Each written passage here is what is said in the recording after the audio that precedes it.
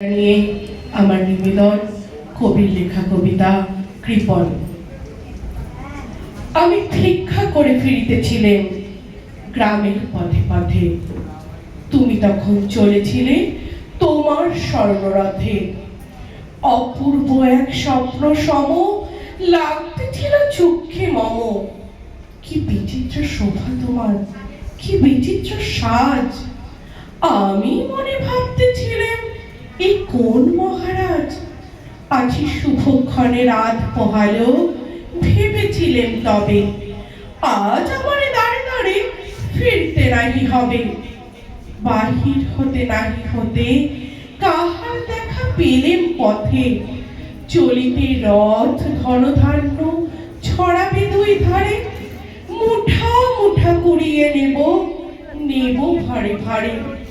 দেখি সহসা রথ থেমে গেল আমার কাছে এসে। আমার মুখ বাণী যে নামলে তুমি হেসে। দেখে মুখের প্রসন্নতা জুড়িয়ে গেল সকল ব্যথা।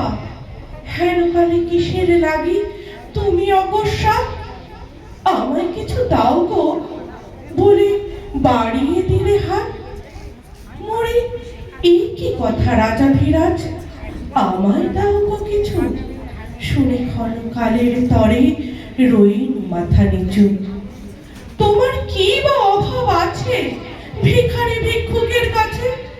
এ কেবল কৌতুকের বসে আমার প্রবঞ্চনা।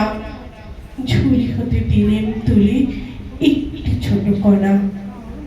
যবে পাত্রখানি ঘরে আনি উজাড় করি, এ কি ভিক্ষা মাঝে একটি ছোট সোনার কণা দেখে। দিলেন যা রাজ ভিখারিরে স্বর্ণ হয়ে এলো ফিরে। তখন কাঁদি চোখের জলে দুটি নয়ন ভরে। তোমায় কেন দিইনি আমার সকল শূন্য করে। নমস্কার।